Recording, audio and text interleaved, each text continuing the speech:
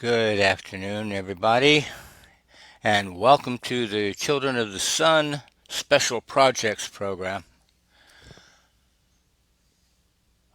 I'm your host, Ray Bratcher, broadcasting live from St. Croix on WSTX AM 970, the soul of the Caribbean, where it is 12:39 p.m. Atlantic Standard Time on Friday, April 24th, 2026. So, welcome to the weekend and welcome to the program. Thank you for joining me. Thank you for listening. Broadcasting at the Atlantic Standard Time on amplitude modulated AM 970. Atlantic Standard Time because it is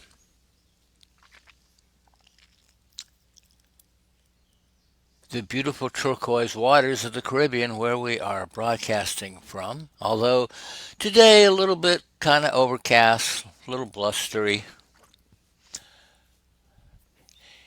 Nice change of pace, can't be sunny and warm all the time. That would be boring, wouldn't it?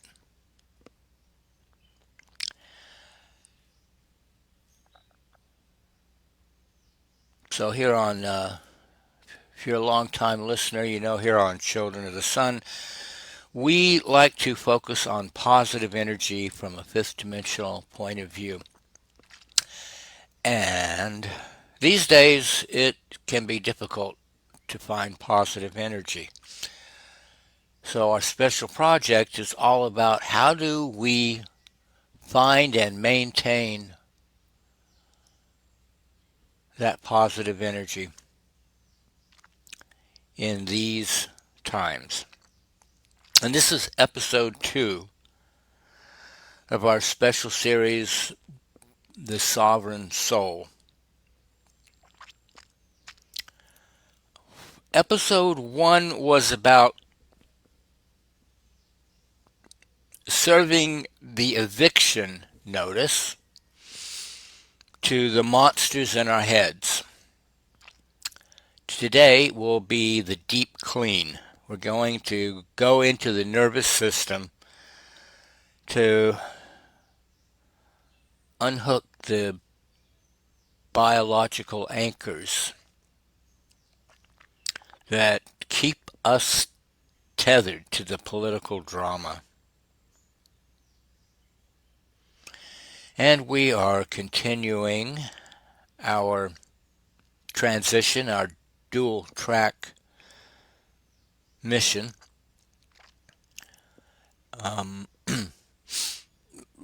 Like I talked about last week, we are living in the interregnum. The old world is dying. The new one struggles to be born. And the monsters of political drama are screaming for our attention.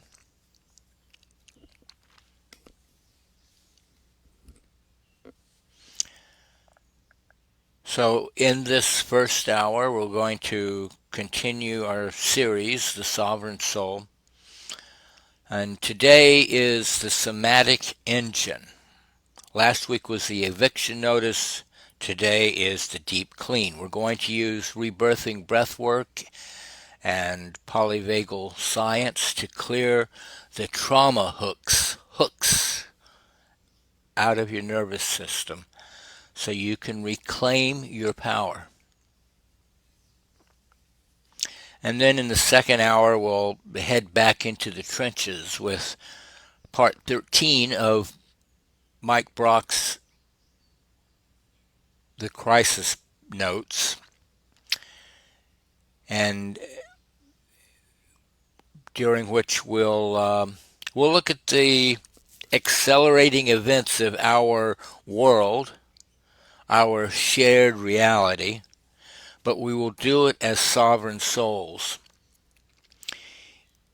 Informed, not deformed, not infected and defective, but protected and collective, anchored in a relational spirituality that no headline can touch. We look at a world that is failing from a heart that is certain.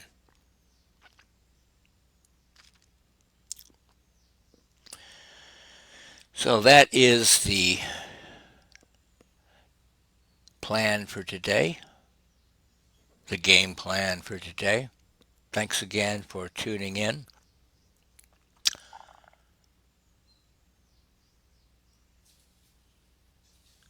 Hope you find this approach helpful and useful. Um, all right, how does the political roller coaster actually work? You know, I mean, it doesn't just happen in your mind. It happens in your gut, your stomach, your breath, even in your fascia, the muscular structure that wraps around your entire body. When you see a headline designed to trigger fear or indignation or righteous indignation, it places a hook in you. And biologically, this triggers your sympathetic nervous system, the fight or flight response. Stephen Porges calls this the state of mobilization. But when this mobilization has nowhere to go, when you can't actually fight the headline or fly away from the policy, that energy gets trapped. It gets trapped in your body as contracted energy that no longer flows freely, and the life force becomes the death urge, and your body becomes stiffer and stiffer until eventually you become a stiff and they bury you under the ground. And this is the the beta state of mind, okay? It's contracted. It makes you feel like a competing individual, isolated, separate, and desperate. The monsters in the interregnum between the old world dying while the new world struggles to be born, now is the time of monsters. As Gramsci said famously, from a fascist prison cell in Mussolini's Italy. The monsters love this state because it makes you predictable and easily drained. You become a battery for the drama. And today we're going to dismantle those hooks so you don't have to go by the nickname Copper Top anymore. So, if you are in a place where you can close your eyes, if you're not driving, let's start off with a practice from relational spirituality. And remember, I'm talking about relational spirituality as kind of like the culmination of aspirational spirituality. Spirituality is traditionally thought of as like going up, ascending up the ladder to heaven.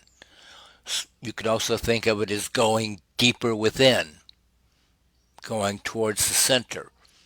That's the same thing. Up the ladder to heaven or to the kingdom of God within you.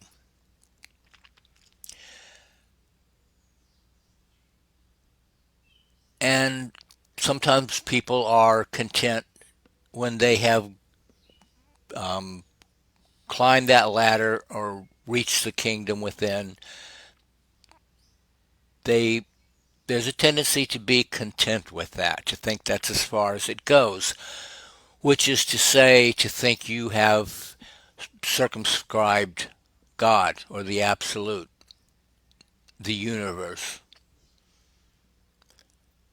There's more. And if you continue after reaching the top of the ladder or the kingdom within, you find that the vertical movement becomes a horizontal movement, and your spirituality begins to be about relating with other people. It becomes the spirituality of the heart that reaches out to others.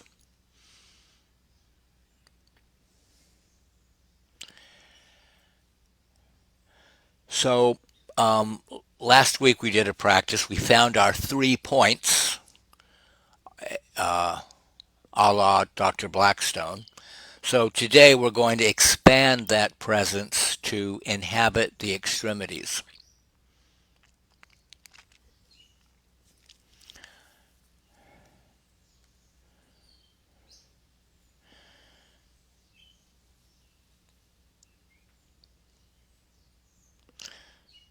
So we want to just, and this won't take but a few moments, we just want to sit quietly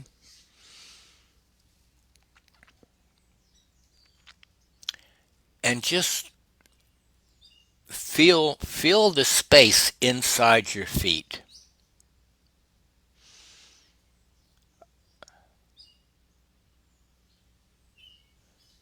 If you just place your awareness on your feet and feel the space inside your feet, inside them.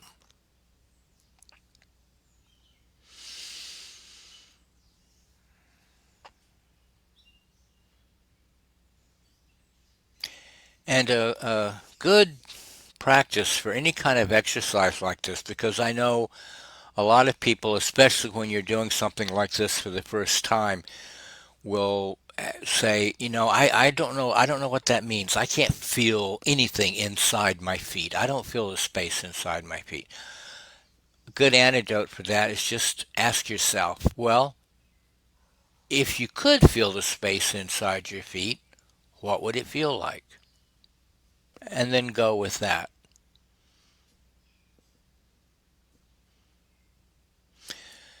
Now, feel the space inside your hands.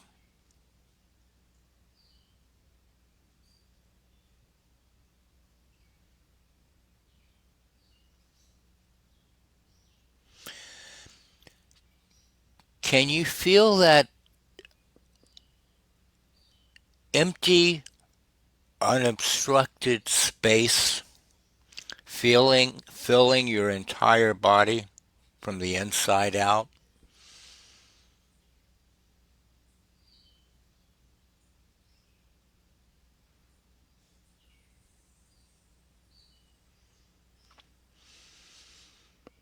Just feel that unobstructed space filling your entire body.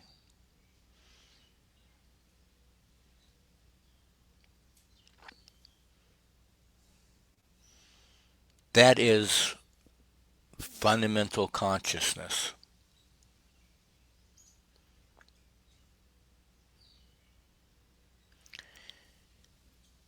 It's not thought, it's before thought. And it isn't even awareness, it's before awareness. It's the fundamental consciousness out of which awareness and thought arise.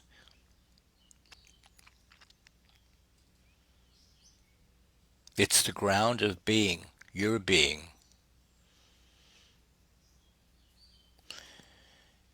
And as you inhabit living inside instead of being separate from and thinking about, as you inhabit your skin, notice any place that feels tight or hooked. Don't try to change it just yet. Just notice it. That tightness, that hookedness, is where the old world is still living rent-free. By simply being present there, you are starting the deep clean.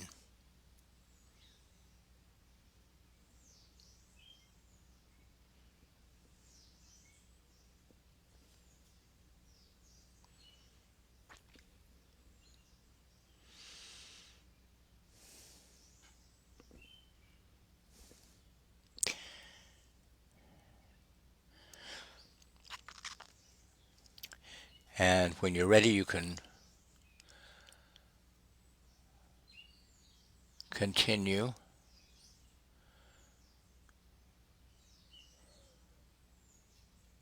Actually, you can remain in this state, and I will continue um, getting into the next topic, the personal lie and the political weapon. That's what I want to talk about next. In rebirthing breathwork, we work with the personal law, which is actually the personal lie. And this is a core thought, a core untrue thought that governs your reality.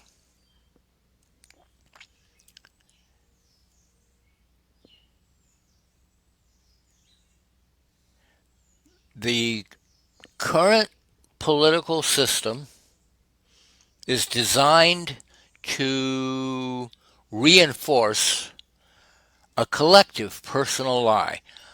I am helpless, or the world is unsafe. I am alone.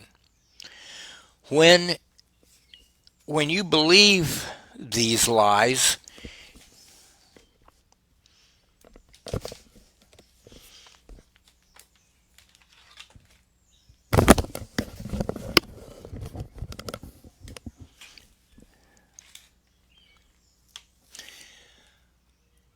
you are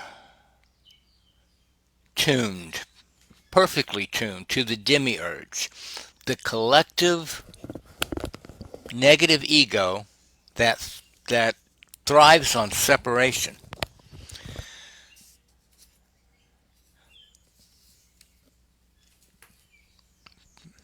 But remember your origin, your cosmological origin. You are a localized expression of the absolute.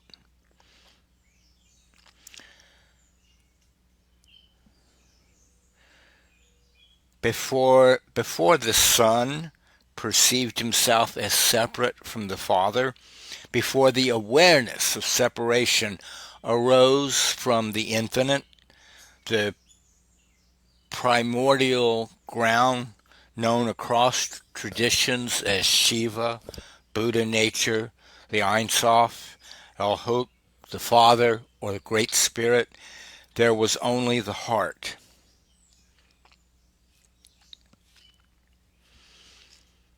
And that heart is still there, beneath the hooks.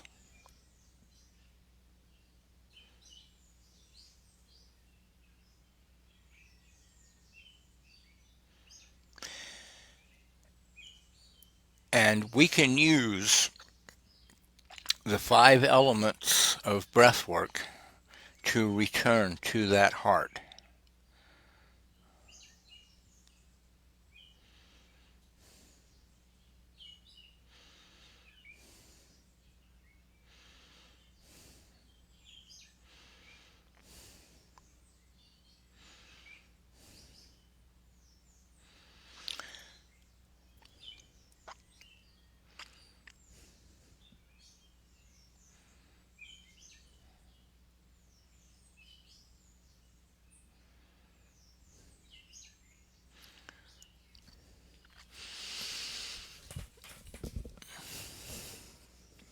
So you want to be resting comfortably. Close your eyes if you are comfortable with that. You can be sitting in a chair or you could be lying down.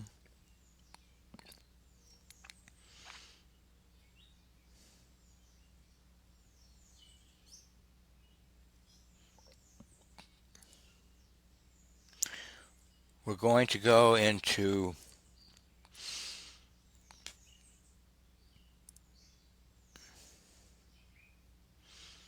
5 minutes of conscious connected breathing.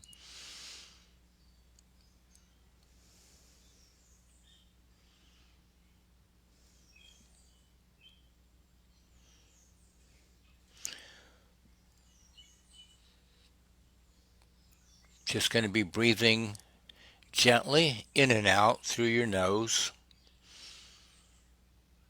but there aren't going to be any pauses between the in and the out. You inhale, and when the inhale is complete, you exhale. And when the exhale is complete, you inhale.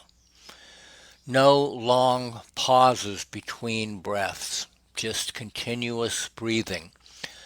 Think of it as a circle. You're going around the circle of your breathing non-stop.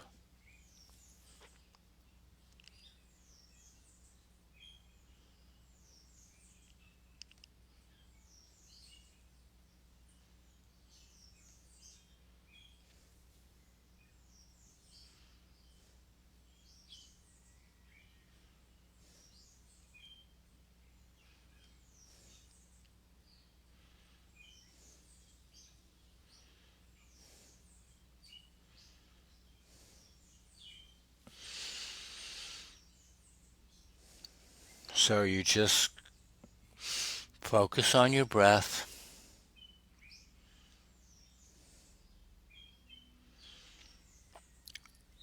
Inhale through the nose. Feel the air going into your nose.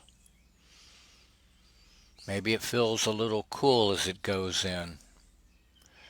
When your inhale is complete, your lungs are nice and full. Just relax and let the out breath fall out. Feel it going out of your nose. Maybe it feels a little warm.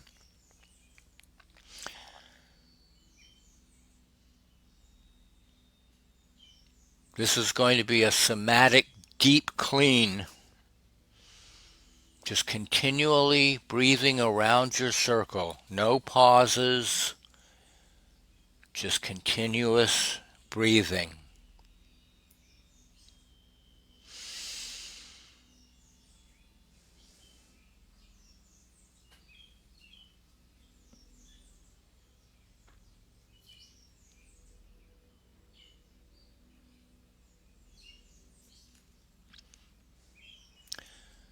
Stay with your breathing.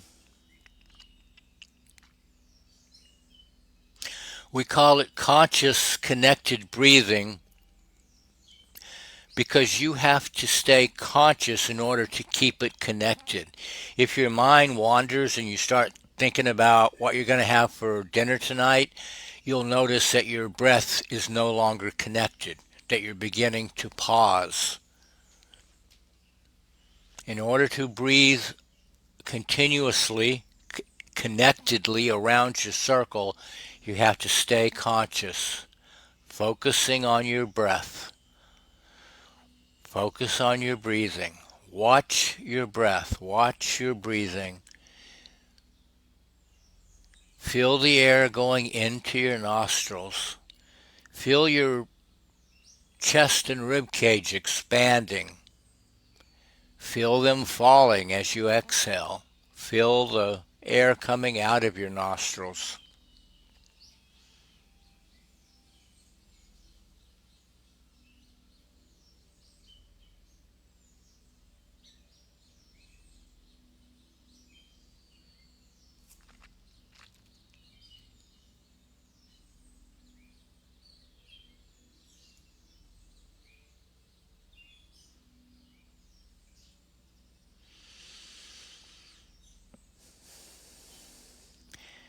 And as you breathe, you might imagine The breath is like a high pressure hose of light cleaning out your nervous system.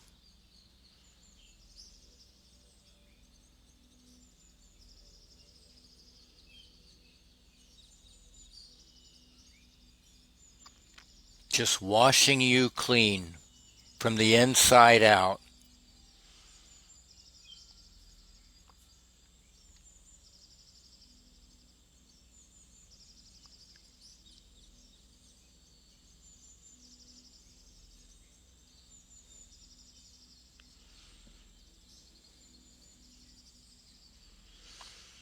And the breath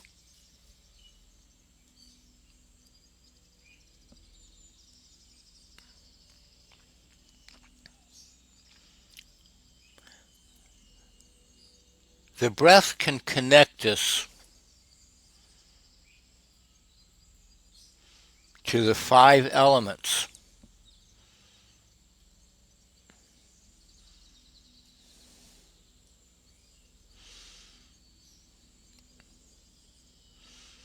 Earth. Feel the breath grounding you,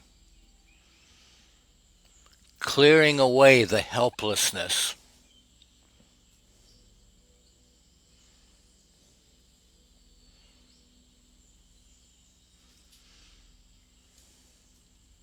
Feel the breath grounding you, clearing away the helplessness.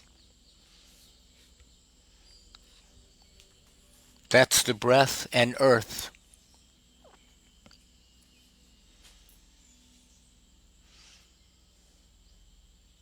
That's clearing away the personal lies they want you to believe.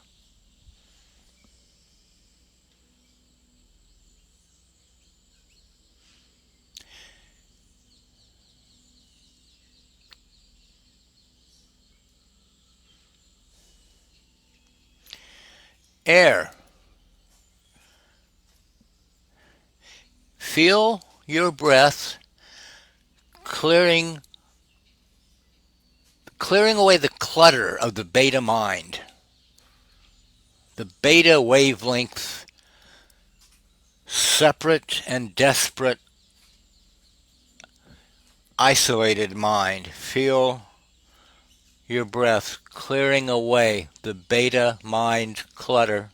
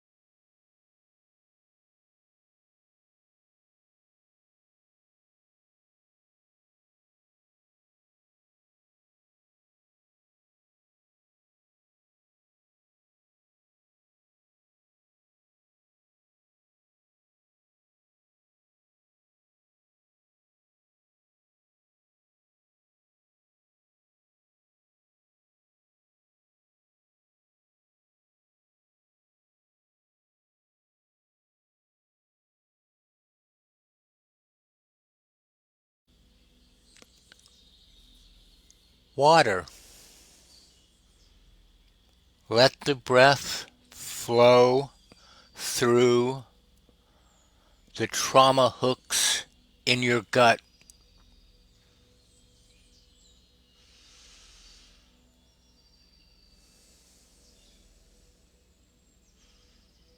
as you continue to breathe consciously and connectedly, continuously around your circle.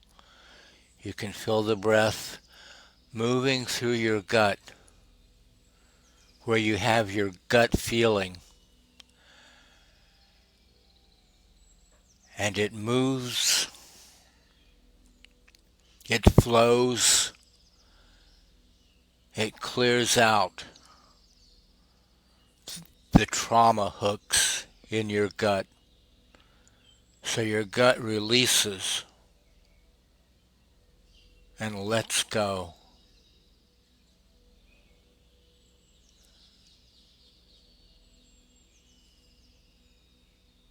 As you become a sovereign soul.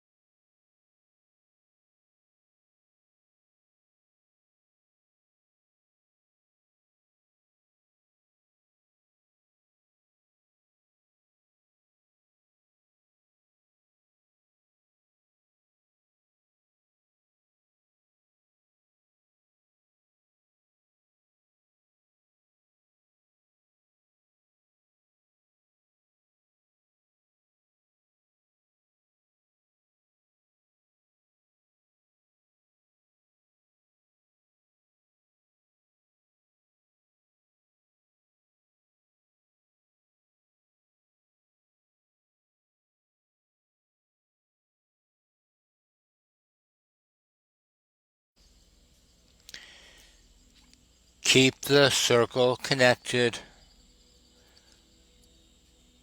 No pauses.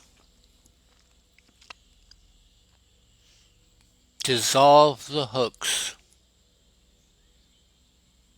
Be the midwife of your own soul.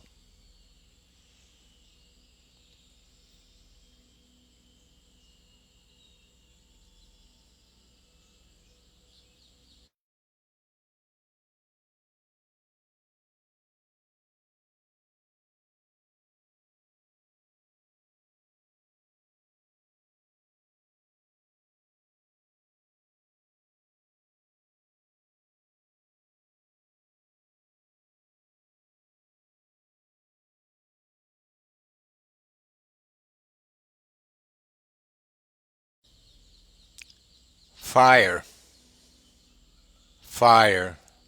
Let the breath burn away the rent-free drama.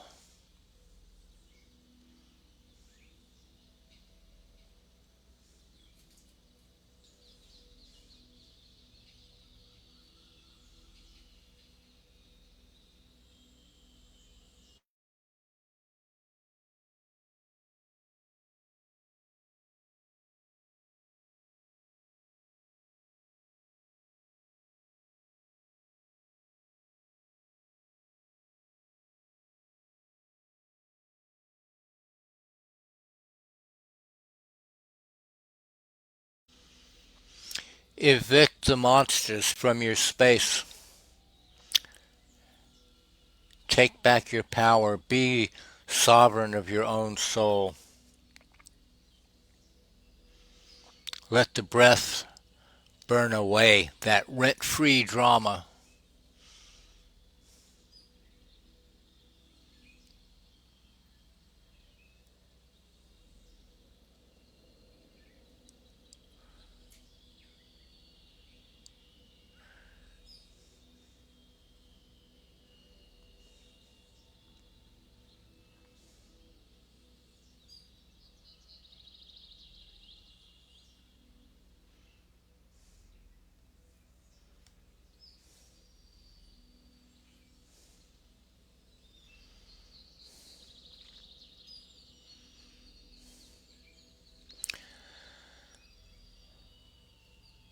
Space.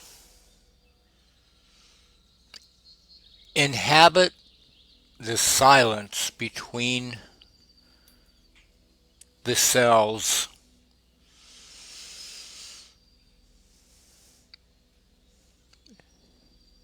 Inhabit the silence between the cells of your own body. Let the breath fill the space.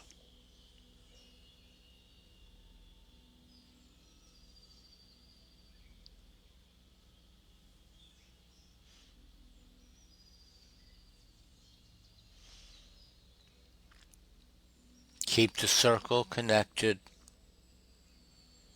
No pauses. You are the midwife of your own soul. Dissolve the hooks. This is how we activate the third state, the ventral vagal state of safety and connection. You are moving out of the competitive individual mind and into the human state of horizontal enlightenment.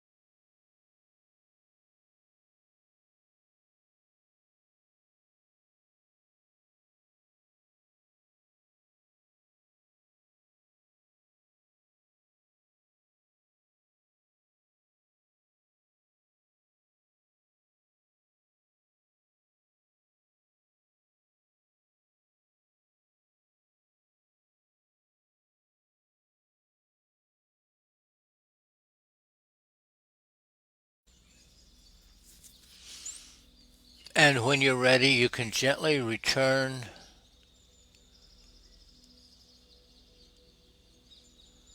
Open your eyes. Let your breathing find its natural rhythm.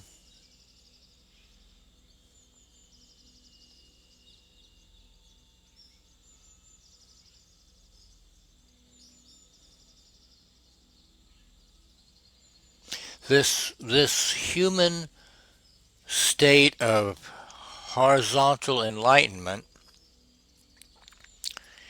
is relational spirituality, and it creates the resonant field between us.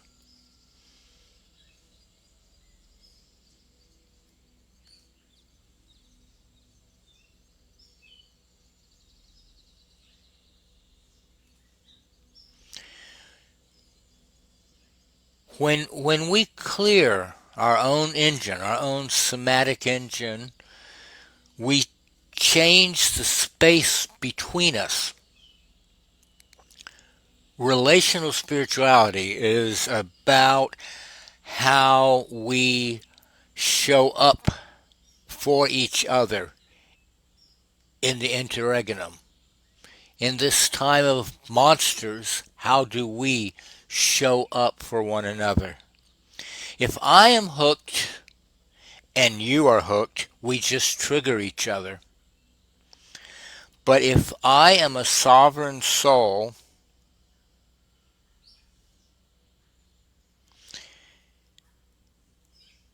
if I am inhabiting my body as an unobstructed space, and you do the same, we create a resonant field. We're no longer bit players in a fascist drama. We are the creators of a new kind of community.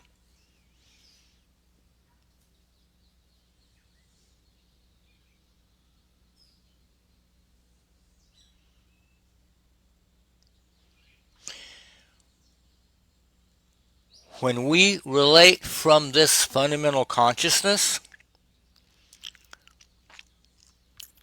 the monsters lose their power. They have no place to land in a community that is fully present.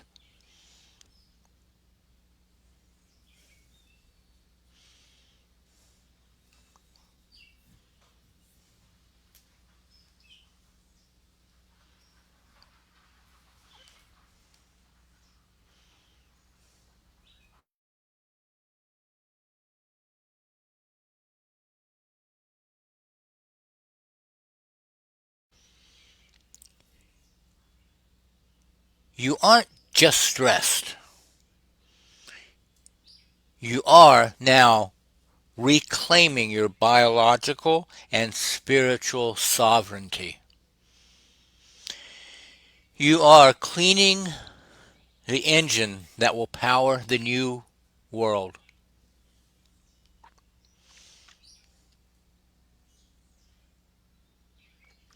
Stay in the breath. Stay in the presence. You are important. Everything you do is important. This is the sovereign soul.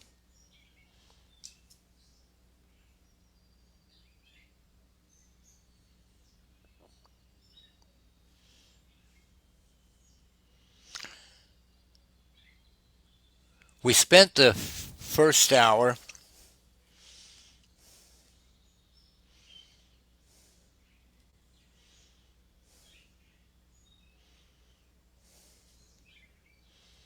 clearing the space and finding our center. We've served an eviction notice to the drama. Now we turn our eyes to the horizon.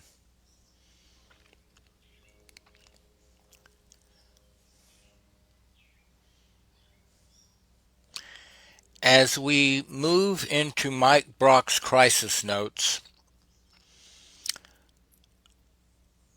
maintain that horizontal enlightenment we just talked about. Stay in the space we just created.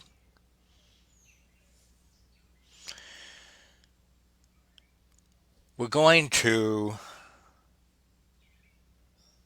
look at the accelerating events of our shared reality, but we do it from the high ground. We remain informed, not deformed. We are not infected and defective, but protected and collective.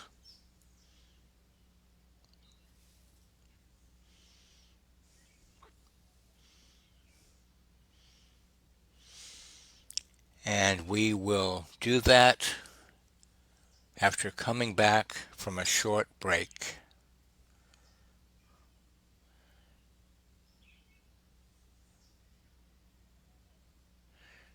You're listening to Children of the Sun on WSTX AM 970. See you in a few minutes on the other side.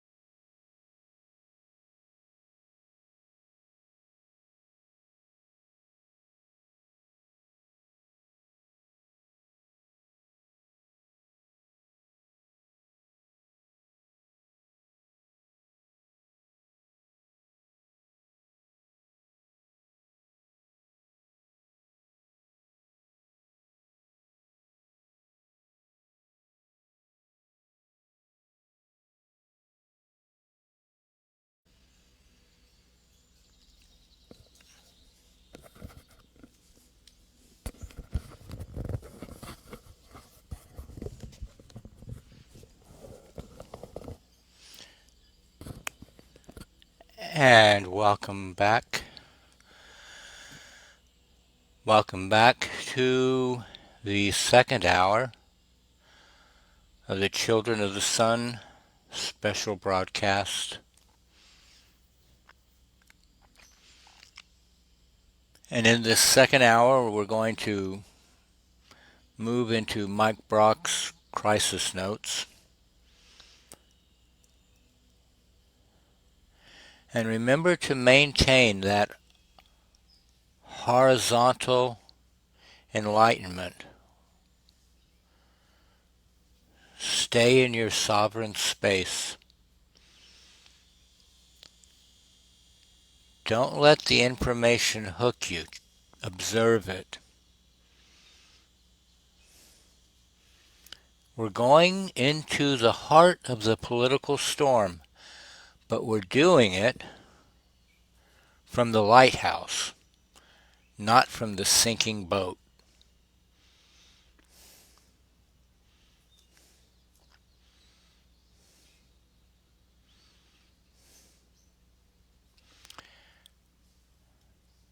So we turn now to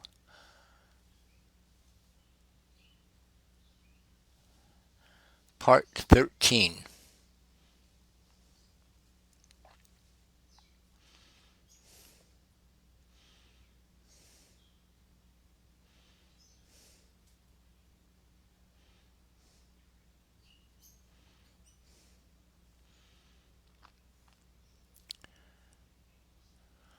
The Crisis number 13 by Mike Brock.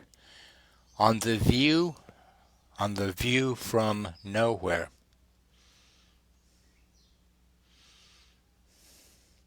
Barry Weiss told the staff at CBS News that the network must, quote, reflect more of the political friction that animates our national conversation. She wants to, quote, widen the aperture of the stories we tell and the voices we hear from. This sounds reasonable. It is the most dangerous sentence spoken in American media this year. Not because it is wrong in its particulars, not because a news organization should be narrow, because of what it claims without saying so, that Barry Weiss can see the full picture, that the journalists already at CBS only see part, and she sees the whole, that she stands above the ideological frame and perceives what those trapped inside it cannot. She is claiming to stand nowhere. She is asserting that her editorial choices are not choices at all, but corrections, adjustments toward an objectivity that existed before she arrived and that the previous staff had drifted from. That the installation of Niall Ferguson as a contributor is not a normative commitment, but a restoration of balance. That pulling a segment on deportations is not a political act, but an editorial one. That telling her newsroom it is toast is not a threat, but a diagnosis. This is the view from nowhere. The claim that one can occupy a position that has no position. That one can make choices without commitments. That one can see without standing anywhere. What if that position does not exist? What if it has never existed? What if the claim to occupy it is not a noble aspiration that falls short in practice, but a fiction, and a dangerous one, that conceals the very commitments it pretends to have transcended?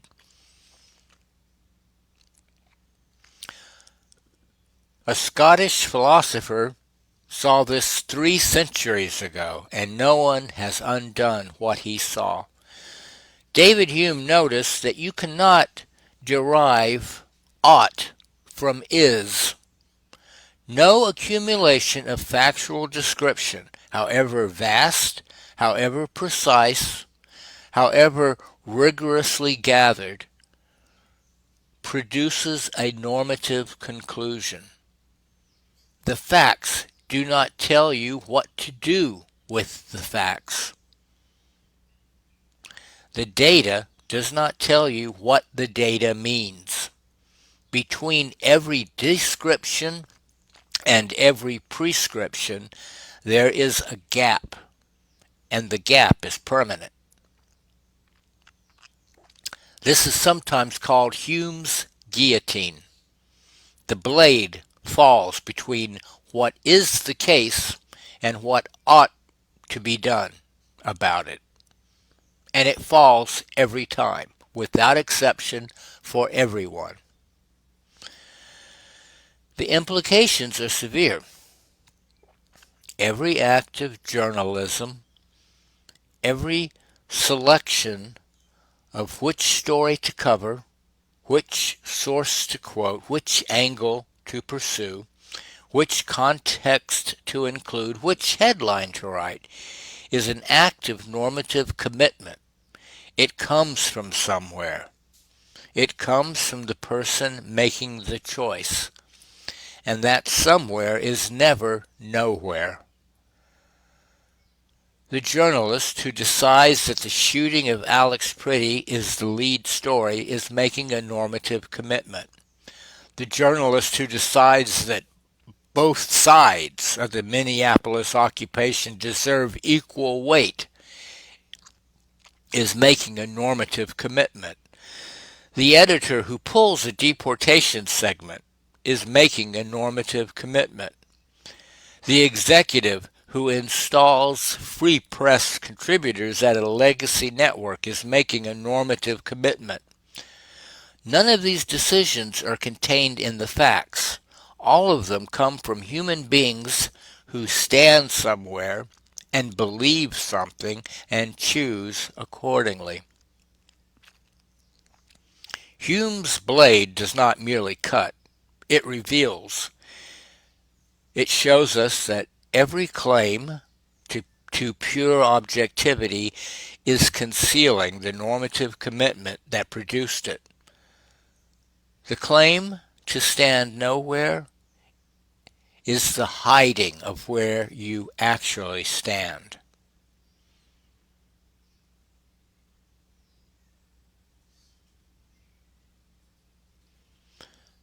But here is what the nihilists and the regime get wrong about Hume. And it matters that they get it wrong because the error is the trap door through which democracy falls.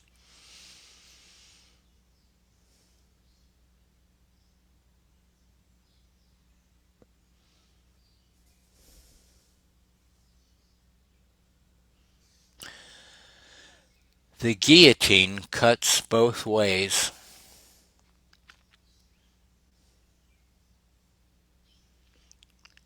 If you cannot derive ought from is, then you cannot eliminate ought with is either. The normative domain is not a defect in human reasoning. It is irreducible. It cannot be computed away. It cannot be optimized out of existence. It cannot be dissolved by the claim that the data speaks for itself, because the data never speaks for itself. Someone is always choosing what the data means. And that choice, that irreducible, uncrossable, permanent normative commitment, is not a failure of objectivity. It is the condition of being a finite, conscious being in a universe that can only be known from the inside. Hume did not destroy the foundation. He showed us where the foundation actually is. Not above us in a view from nowhere, but beneath us in the irreducible moral commitments that every embedded being carries. The commitments cannot be escaped. They can only be hidden or named. And hidden commitments are not neutral. They are unaccountable. Return to Weiss. Apply the blade. Every editorial decision she makes at CBS is an act on the far side of human's guillotine, an ought that cannot be extracted from any is. The decision to hire Ferguson is not a fact about journalism. It is a choice about what voices matter. The decision to platform Mark Hyman alongside RFK Jr.'s agenda is not a correction toward balance. It is a commitment to treating medical disinformation as a legitimate perspective. The decision to frame an occupation and an occupied citizenry as two equivalent sides in a dispute is not objectivity. It is a moral choice that shields the occupation from moral judgment. She has commitments. She is funded by Mark Andreessen, David Sachs, Bobby Kotick. Her publication was acquired for $150 million by interests aligned with the regime. Her contributors populate the networks her funders built. These are facts. The commitments they represent are visible to anyone willing to see them. And she will not name them. That is the function of the view from nowhere, not to eliminate commitments, but to render them invisible. The commitments operate. Contributors are hired. Segments are killed. The newsroom is told its toast. But the hand that moves is hidden behind the claim of independence, and a hidden hand cannot be held to account. This is not a failure of journalism. This is the weaponization of an epistemological fiction. The view from nowhere is the instrument. The product is unaccountable power. Remember to breathe. Stay in your horizontal relational state. Remember to breathe. Observe the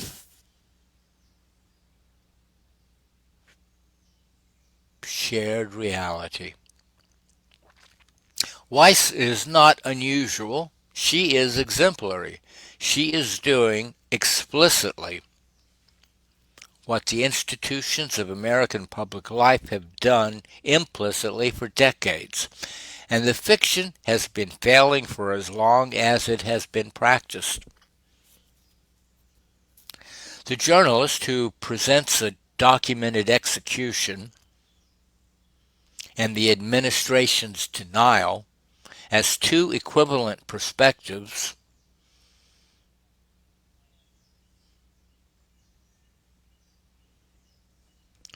view from nowhere. The economist who claims the data determines the policy as though someone did not choose what to measure and what to optimize, view from nowhere. The tech executive who says the algorithm decides what you see, as though someone did not design the algorithm and choose its objective function, view from nowhere.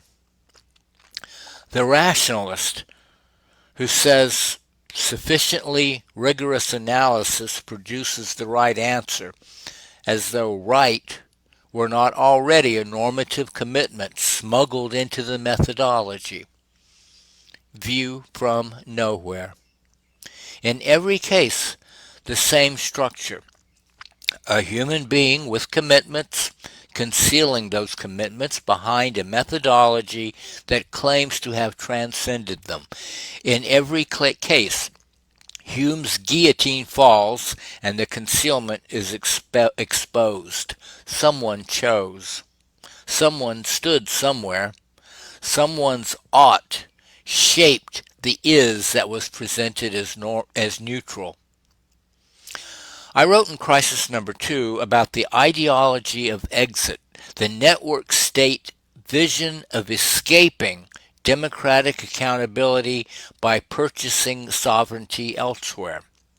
The view from nowhere is exit by another name, not exit from geography, exit from answerability. If I stand nowhere, you cannot ask me why I stand there. If my commitments are invisible, you cannot hold me to them. If my choices present themselves as corrections rather than choices, they cannot be questioned as choices. The sovereign individual escapes accountability through capital.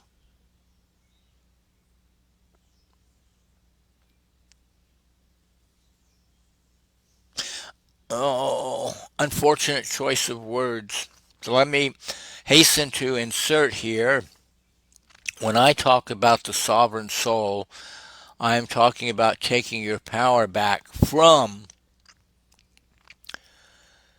the tech bros, the Mark Andreessens,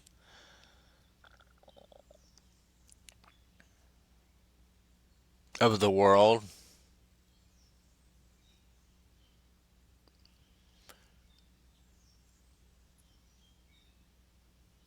who seek their own sovereignty by disempowering you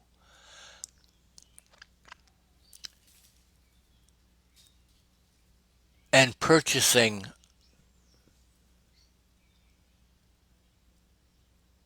as they see it, a false sovereignty.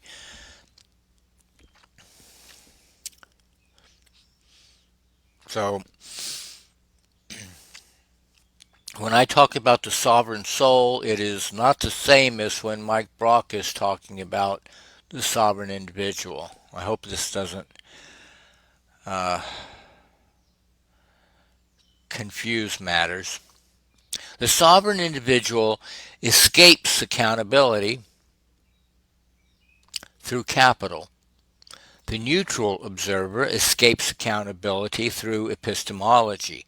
Both arrive at the same destination, power that answers to no one. So they are the separative, competing, conflicting, hyper-individualistic individual run amok. And the sovereign soul that I'm talking about is creating a resonant field of joining with the other sovereign souls in their community.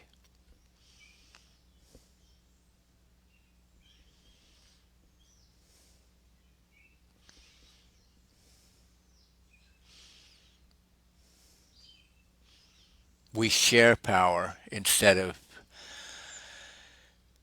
insisting on unaccountable power.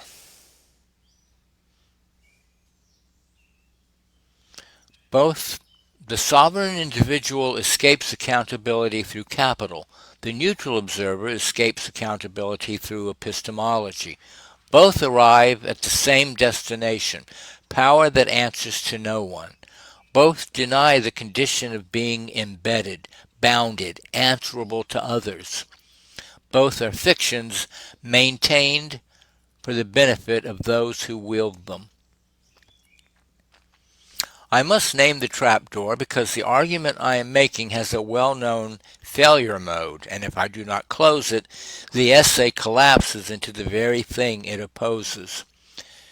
If there is no view from nowhere, if every perspective is embedded and bounded and shaped by commitments, then the nihilist draws the easy conclusion. All perspectives are equal.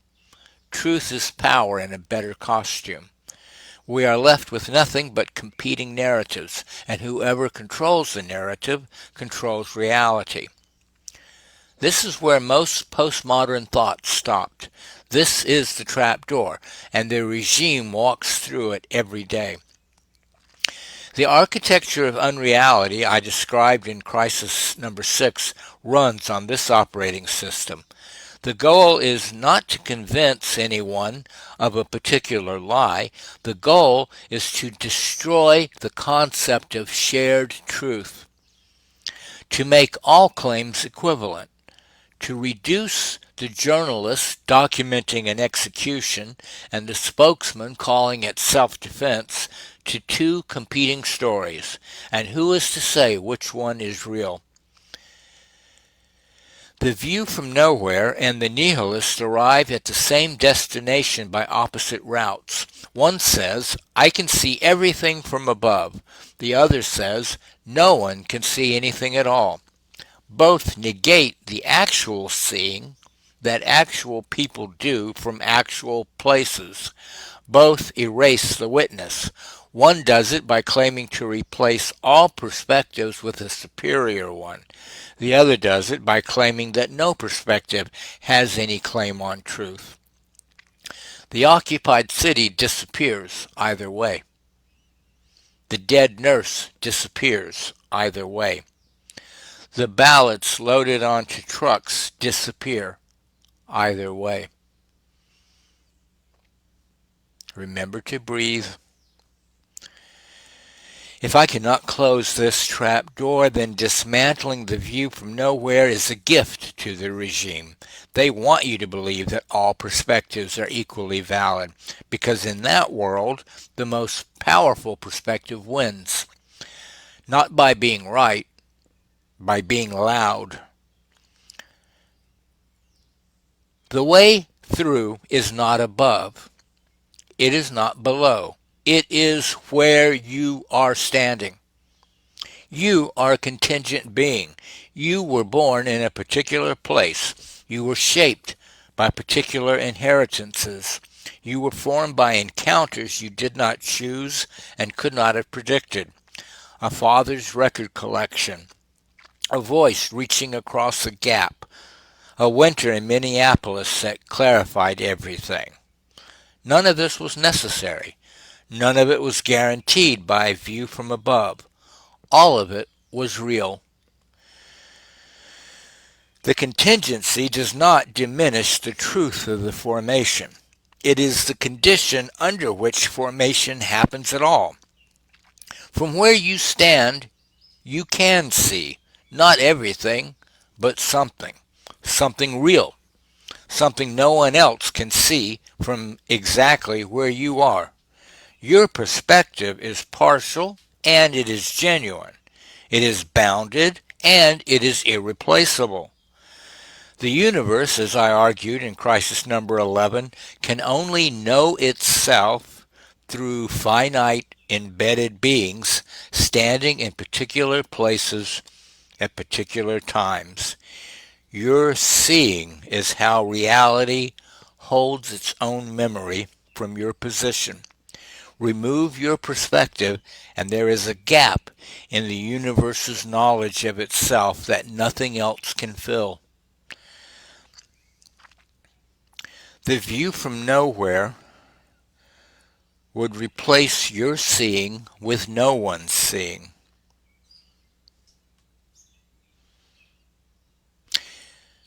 Nihilism would replace it with the assertion that seeing itself is impossible. Both are wrong. Both erase the witness, and both serve power. Because the people who cannot see, who have been told their seeing is either inferior to the expert's view or meaningless in a world without truth, are a people who cannot govern themselves. The honest position, the only epistemically honest position available to beings on this side of Hume's guillotine is this. I see from here. This is what I see. I name my commitments. I show my position. And I submit my seeing to the discipline of others who see from where they stand. That discipline is the key. The honest observer does not claim that her partiality makes her infallible. She claims that her partiality, honestly named, openly submitted to correction by other partial observers, produces something that the view from nowhere never has and never could: knowledge that is genuinely accountable, knowledge whose commitments are visible and therefore questionable, knowledge that can be corrected because it has admitted from the start that it stands somewhere, and standing somewhere means you might be wrong about what you see. This is not relativism.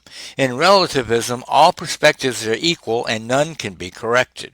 In democratic epistemology, all perspectives are partial and all can be corrected through the disciplined coordination of honest observers who have named where they stand. The coordination is what produces knowledge, not the transcendence of perspective, the multiplication of perspectives, honestly held, rigorously compared, mutually correcting.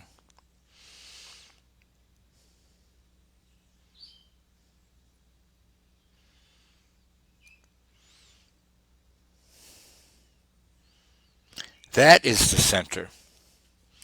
Not the midpoint between positions, the coward center, the both sides center, the center that Weiss claims to occupy from nowhere, the real center. The one you find only by standing somewhere, naming it, and discovering through encounter with others that reality has a structure that constrains what can honestly be said about it from any position. The structure is not imposed from above.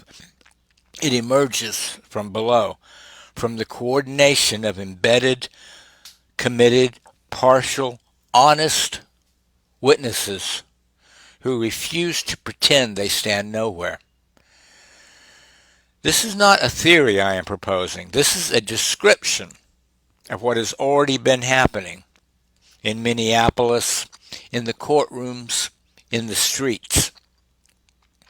The witnesses in Minneapolis did not claim the view from nowhere. They stood in sub-zero temperatures on specific streets and saw what they saw. They had commitments to their neighbors, to their city, to the principle that federal agents should not kill citizens in the street. They did not pretend otherwise. Their partiality was visible, their position was named, and their testimony holds, not because they were objective, but because they were honest about the place from which they saw. The judges who ruled against the administration did not claim the view from nowhere. They applied law from within a tradition, named their reasoning, showed their work. When Judge Schlitz, a Scalia clerk, a Bush appointee, refused to authorize Don Lemon's arrest, he did not claim to stand above politics. He stood within a constitutional tradition, applied its principles, and reached a conclusion. His commitments were visible. His reasoning was examinable. His judgment could be appealed, reviewed, corrected. That is honest epistemology. That is the alternative to the view from nowhere. The grand jurors who refused to indict Democratic lawmakers attended to specific evidence and reached a specific conclusion from where they sat. Ordinary citizens, embedded, partial, committed to the principle that evidence, not political pressure, should determine indictment. Their position was known, their judgment was accountable, it held. Each of these, the witnesses, the judges, the grand jurors, did what Weiss will not do. They named where they stood. They showed the commitments that shaped their seeing. They submitted their conclusions to scrutiny. And the knowledge they produced is trustworthy precisely because it does not pretend to come from nowhere. It comes from somewhere. The somewhere is visible. And visible commitments can be examined, questioned, and corrected in ways that invisible commitments cannot.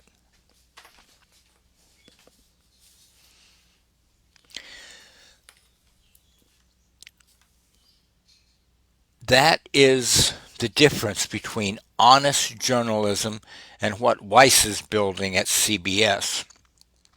Not the difference between bias and objectivity, the difference between named commitment and hidden commitment, between a perspective that submits itself to accountability and a perspective that hides behind the fiction that it has no perspective at all. I began these pamphlets with Thomas Paine. Let me return to him because he understood what Weiss does not. Paine did not claim the view from nowhere. He did not present common sense as a neutral analysis of the colonial situation. He said, I am a corset maker. I came to America 2 years ago.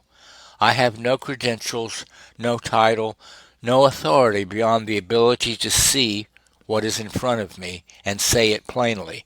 This is what I see. Judge it on its merits. He named his position. He named his commitments to liberty, to self-governance, to the principle that no man is born with a saddle on his back. He did not hide these commitments behind a pose of independence. He declared them. And then he made his case openly from where he stood and submitted it to the judgment of the people whose lives depended on seeing clearly. That is what moral seriousness looks like in public discourse. Not the pretense of standing nowhere, the courage to stand somewhere, to say where, and to let the seeing cost you what it costs. Paine lost everything for his commitments. He died in poverty, abandoned by many of the people whose revolution he had helped to win. He was honest about where he stood, and the honesty was not rewarded. But the pamphlets survived. The seeing survived. The republic that his seeing helped to build survived for 250 years, kept alive not by people who claimed the view from nowhere, but by citizens who stood somewhere and said what they saw. We are those citizens now. The view from nowhere is empty. It has always been empty. No one was ever standing there. The question was only ever whether we would be honest about the ground beneath our feet, about the commitments that shape our seeing, about the positions from which we look out at a world that can only be known from the inside. The regime wants us to believe that if no one can stand nowhere, then no one can stand at all. That is the lie. We stand, we see. We name where we are and what we see. We submit our seeing to each other, and in the coordination of our honest, partial, committed perspectives, we produce the only knowledge a self-governing people can trust. Knowledge that is answerable, knowledge that shows its work, knowledge that has never pretended to come from nowhere because it comes from us. The view from nowhere is the last refuge of unaccountable power. It is the epistemological costume worn by those who wish to make choices without answering for them, to wield influence without naming its source, to shape reality while claiming only to reflect it. We see through it now. Hume's guillotine has Cut the costume away. What stands behind it is not objectivity. It is a woman with $150 million from friends of the regime making editorial choices that serve their interest while claiming she is merely widening the aperture. The aperture was never narrow. The light was never insufficient. The problem was never that CBS journalists saw too little. The problem is that they saw too much. And the view from nowhere is how you make them stop.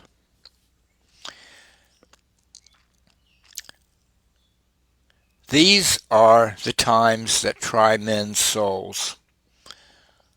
The summer soldier will claim the view from nowhere, will stand apart, above the fray, commenting on all sides with exquisite balance while citizens are killed and ballots are seized and witnesses are arrested. But those who stand somewhere, who name their commitments, who show where they see from, who submit their partial and honest witness to the discipline of other witnesses, they are building the only epistemology that can sustain a republic. Not objectivity, honesty. Not the view from nowhere, the view from here, named and accountable and open to correction. A republic, if you can see it clearly. Let us see.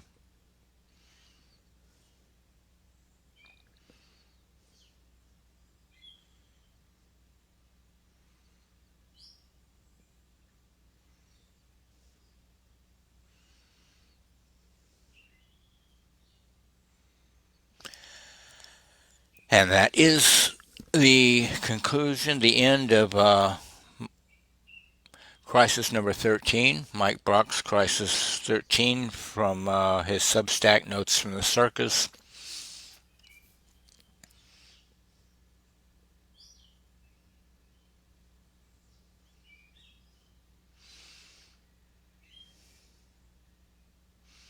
And I think it's easy to see how this horizontal enlightenment, this relational spirituality, which creates the resonant field between us, it is in that resonant field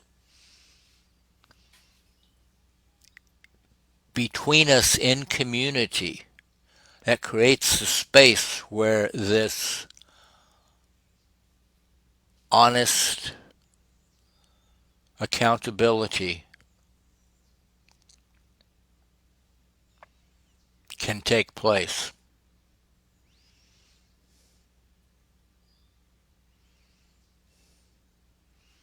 It is in the power of that shared resonance that we take back our power from the regime.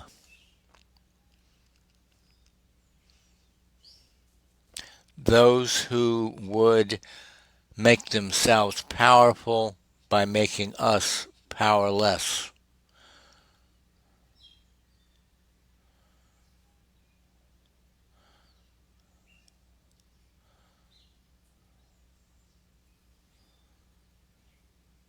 Those who want all of us to be copper tops instead of sovereign souls.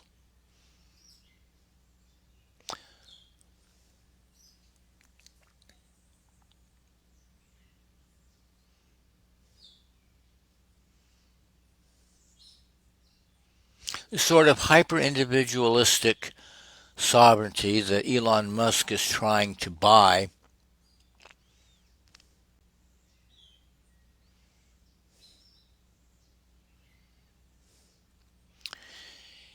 is a false sovereignty. It's not a human sovereignty. True human sovereignty is found in the fundamental consciousness that grounds the space between us in community.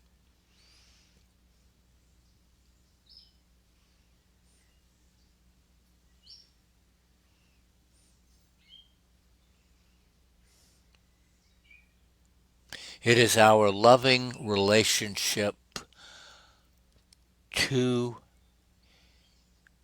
and with each other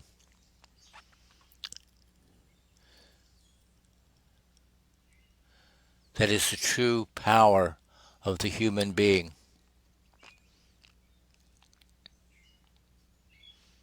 It is the life force.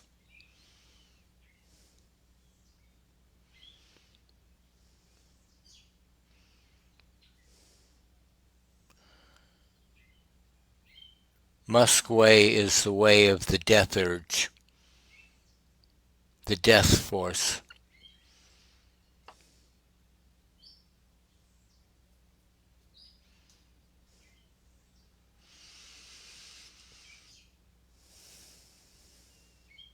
It's the sovereignty of the corpse.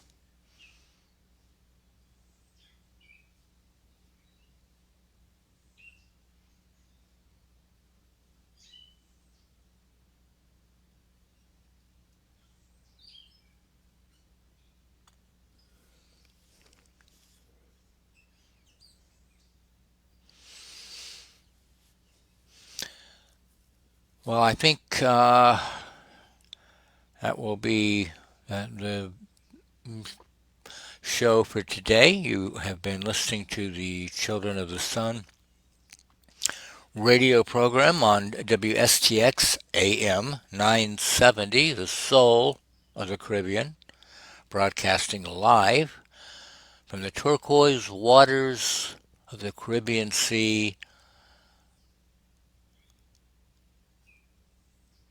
from beautiful St. Croix, where it is currently 2:20 p.m. Atlantic Standard on Friday, April 24, 2026.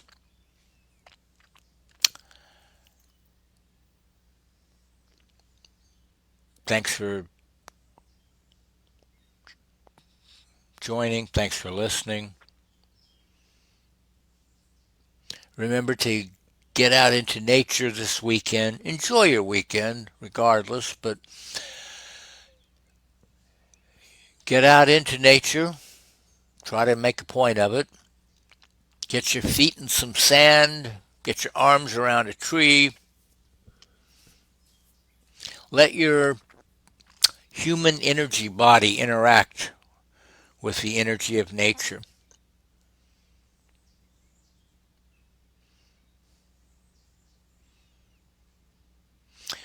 And throughout the weekend, as you go through your day, periodically remind yourself to inhabit your body. Remind yourself to take some deep, connected breaths. Stay in your space. Stay in your sovereign space. And relate to one another in love in a kind of horizontally enlightened spiritual way. It's just as easy to choose to relate to someone that way as to relate to them as a threat or a fool.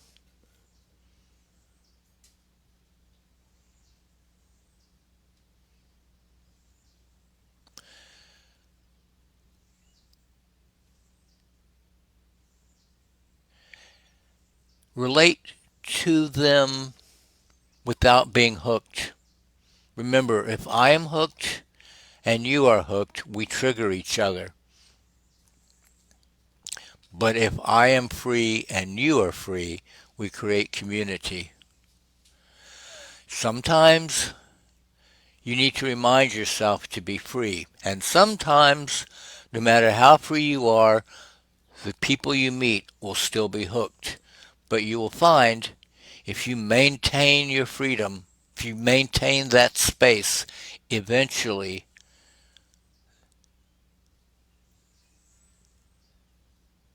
they will relax and join you in that space.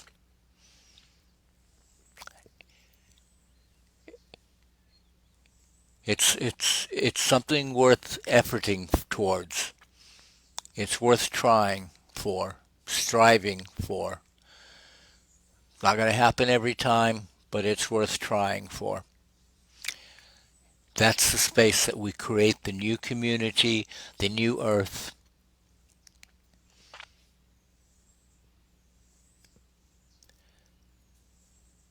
It's in that space that we will midwife the new world as the old world is dying. Love you all. Thanks for listening. See you next Friday. Same place, same time. WSTX AM 970, 12:30 p.m. next Friday, which will be May 1st.